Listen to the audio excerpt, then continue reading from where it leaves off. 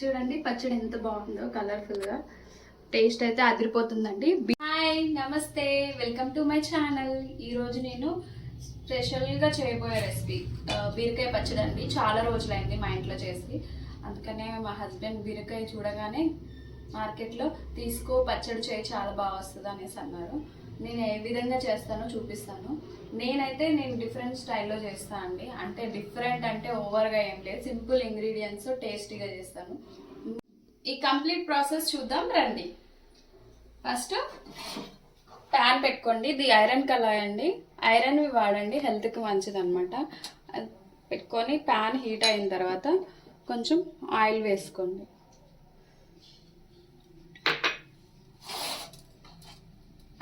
ఈ ఆయిల్ అనేది కొంచెం హీట్ అవ్వగానే మనకి టేస్ట్కి ఇవి పచ్చిమిరపకాయలు కానీ ఎండుమిరపకాయలు కానీ ఏవైనా తీసుకోవచ్చు. నేను పచ్చిమిరపకాయలు వేస్తున్నాను. చూడండి,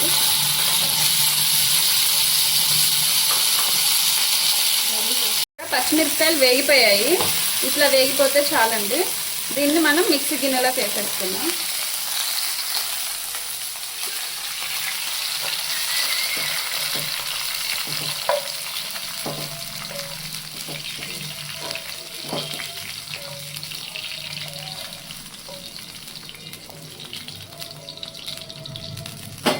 పచ్చిమిరపకాయలు చూసారా, వేగిపోయిన పచ్చిమిరపకాయలు మిక్సీ గిన్నెలో వేసుకున్నాను.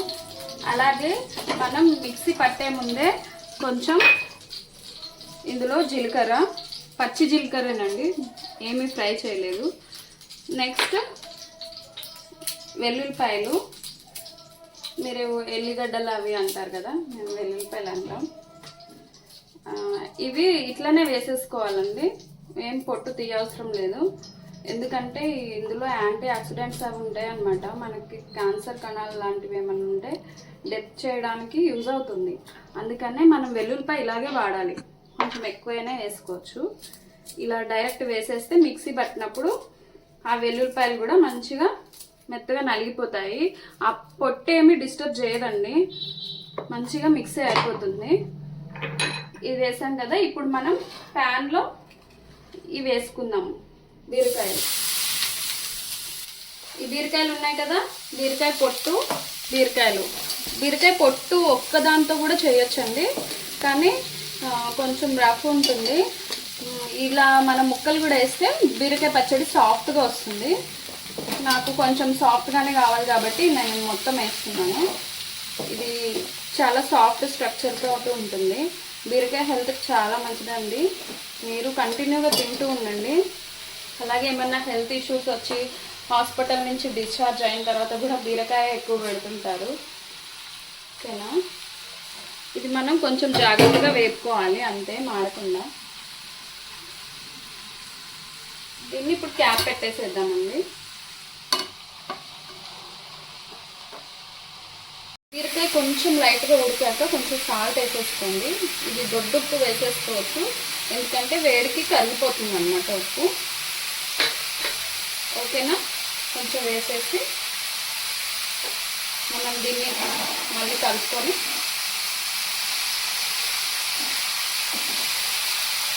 ఎందుకంటే ఇప్పుడు సాల్ట్ వేయడం వల్ల ఈ బీరకాయ ముక్కల్లోంచి వాటర్ అనేది వదిలేస్తుంది, ముక్కలు అనేవి దగ్గరకు అయిపోతూ ఉంటాయి. అందుకనే సాల్ట్ వేసుకోవాలి. పూర్తిగా వేగే వరకు వేయించుకోవాలండి, అప్పుడే పచ్చడి అని టేస్ట్ వస్తుంది.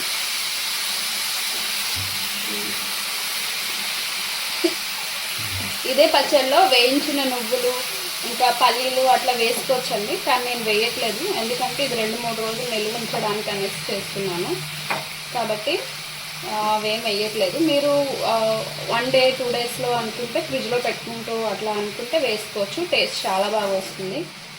ఇంకా మనం ధనియాలు వేయించుకున్నామండి. ఇంకోండి వాటర్ వస్తున్నాయి చూసారా, సాల్ట్ వేసా కాబట్టి. సాల్ట్ వేయడం వల్ల వాటర్ అనేది వదిలేస్తూ ఉంటుంది.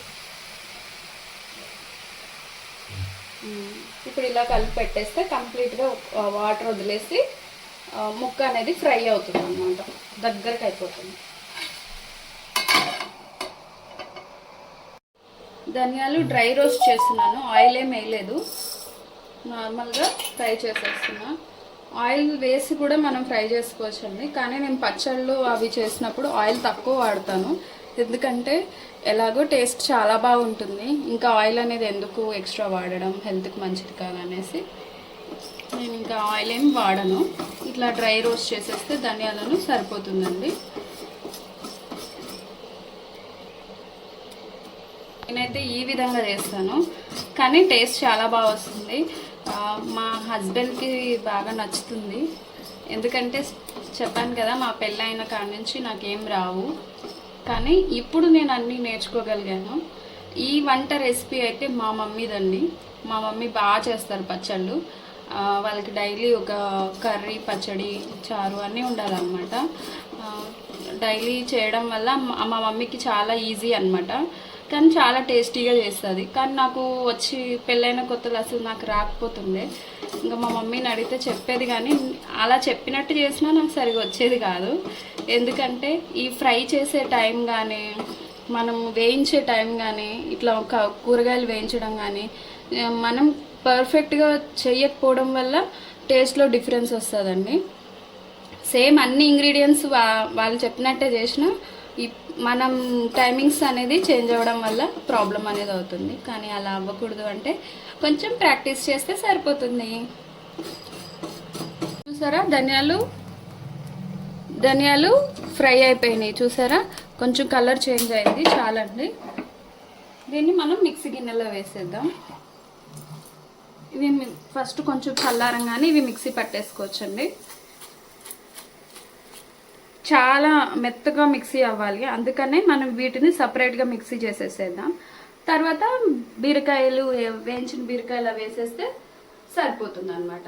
వాటిని ఎక్కువ మిక్సీ చేయాల్సిన అవసరం ఉండదు, కచ్చపచ్చగా అంటారు కదా, అలా చేస్తే చాలు. ఇదైతే మెత్తగా అయితేనే అందులోకి మిక్స్ అవుతుంది. ఓకేనా? వరకు ఉడికాయో చూద్దాం. చూడండి, బీరకాయ వాటర్ అంతా వదిలేస్తుంది, మెత్తగా అయిపోతుంది అన్నమాట. చూడండి,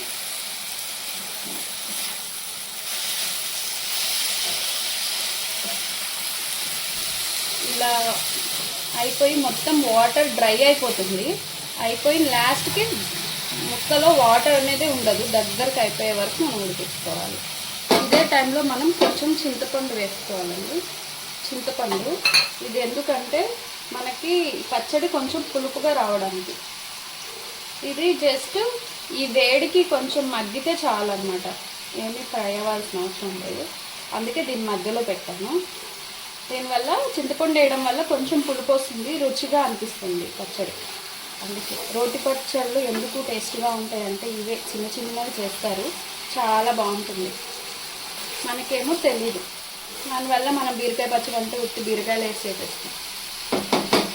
చిన్న చిన్నవి చేయండి, టేస్ట్ సూపర్గా వస్తుంది. ఇక మీ వంటకి ఫ్యాన్ అయిపోతుంది. చూడండి, లాస్ట్ వరకు వచ్చేసింది. కొంచెం పసుపు వేస్తాను. ఇప్పుడు వేయడం వల్ల ఆయిల్ పైకి వస్తుంది కాబట్టి ఆ ఆయిల్కి పసుపు అనేది కంప్లీట్గా వేగిపోతుంది, అందుకని పసుపు ఈ టైంలో వేస్తాను.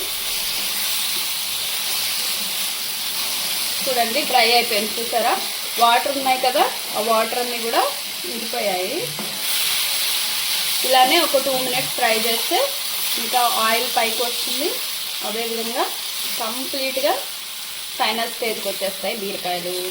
అప్పుడు మనం కొంచెం చల్లారిన తర్వాత మిక్సీ పట్టేసుకుంటే పచ్చడి రెడీ. ఇలా నేను బీరకాయ పచ్చడి చాలా ట్రై చేశానండి, అయినా రాలేదు. మా మమ్మీకి ఎప్పుడు అడుగుతుండేదాన్ని, ఎందుకు నీకు వస్తుంది కానీ నాకు అంత బాగా రావట్లేదమ్మా అనేసి. మా మమ్మీ నువ్వు ఎప్పుడు టెన్షన్ ఎందుకు తీసుకుంటున్నావు, వంట అనేది చేస్తూ ఉంటే వస్తుంది, ఏం కాదమ్మా. మీరు చదువుకుంటున్నప్పుడు సెమ్ వైజ్ ఎగ్జామ్స్ ఉంటాయి, ఎగ్జామ్స్కి ప్రతిసారి సబ్జెక్టులు చేంజ్ అవుతాయి, ఆ సబ్జెక్టులు చదవాలి, ఎగ్జామ్కి ప్రిపేర్ అవుతారు, ఎగ్జామ్స్ రాస్తారు. అంత కష్టం ఉన్నా చేస్తున్నారు కదా. కానీ వంటలు ఇంకా ఈజీ, చదువుకున్న వాళ్ళకి అనేది ఎందుకు ఈజీ, ఇవి అసలు రావట్లేదు, నీకు వచ్చినట్టుగా నాకు రావట్లేదు టేస్ట్ అనేసి అనేదాన్ని. అప్పుడు మా మమ్మీ అనేది సబ్జెక్టులన్నా డిఫరెంట్ ఉంటాయి, కానీ కర్రీస్ ఏవైనా మ్యాక్సిమం సేమ్ ప్రాసెస్ ఉంటుంది. చేస్తూ ఉంటే నీకే అర్థమైద్ది, ఏమి ఎట్లా చేయాలి, ఏం చేయాలి, ఎలా ప్రాసెస్ చేసుకోవాలి మోడిఫికేషన్ చేయాలి అన్నీ నీకే అర్థమవుతూ ఉంటుంది. ఏం టెన్షన్ తీసుకోకు, మెల్లగా వస్తాయిలే అనేది. కానీ మా హస్బెండ్ వాళ్ళందరూ నీకు ఏమి రావు అన్నట్టే చూసేవాళ్ళు అనమాట. దానివల్ల నాకు చాలా ఇబ్బంది అనిపించేది.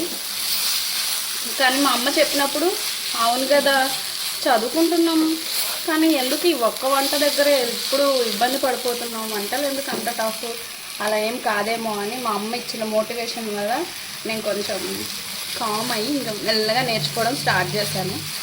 ఈ ఫోకస్ చేస్తున్నప్పటి నుంచి ఇప్పుడు నేను చాలా పర్ఫెక్ట్ అయ్యాను అనుకుంటున్నాను. ఎందుకంటే నేను చేసిన వంటలు అందరికీ నచ్చుతాయండి.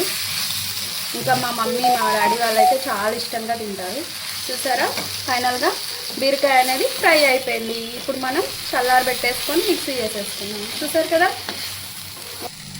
మీకు ఇంతకుముందు చూపించాను కదా వేపిన ధనియాలు, పచ్చిమిరపకాయలు, అలాగే జీలకర్ర, వెల్లుల్లిపాయలు మిక్సీ పట్టేసానండి. చూడండి ఇంత మెత్తగా మిక్సీ పట్టుకోవాలి అంతే. ఇప్పుడు దీంట్లోకి మనం ఇవి కూడా వేసేసి చల్లారిపోయిన తర్వాత మిక్సీ పట్టేద్దాం. ఈ బీరకాయ కూడా వేసేద్దాం. అయిపోయిందండి ఫినిష్. గ్యాస్ ఆఫ్ చేసేస్తున్నాను.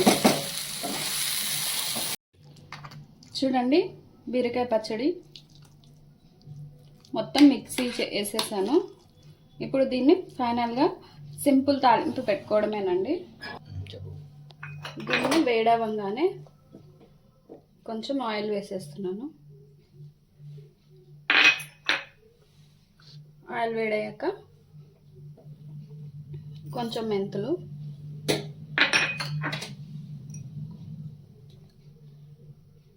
కొంచెం మెంతులు వేగాలండి, లేకపోతే టేస్ట్ చేదొస్తుంది అనమాట. అందుకని కొంచెం మెంతులు వేగనివ్వండి.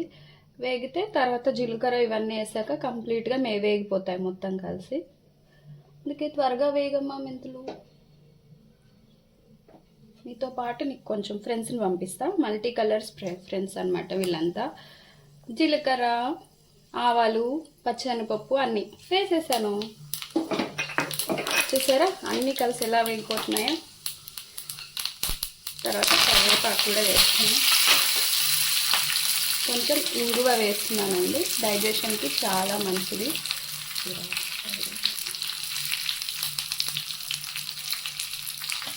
అంతే ఫినిష్ అయిపోయింది. కొంచెం పసుపు వేస్తున్నాను. ఆల్రెడీ పచ్చళ్ళలో పసుపు వేస్తాం కదా, ఇందులో ఇప్పుడు కొంచెం వేస్తే ఆయిల్లో ఫ్రై అయిపోతుంది అనమాట.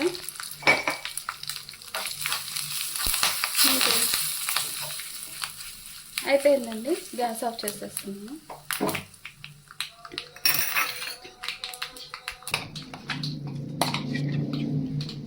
చూసారా కంప్లీట్ పచ్చడి ఇంత వచ్చిందండి. ఇందులోకి తాలింపు కలిపేస్తున్నాను. చూడండి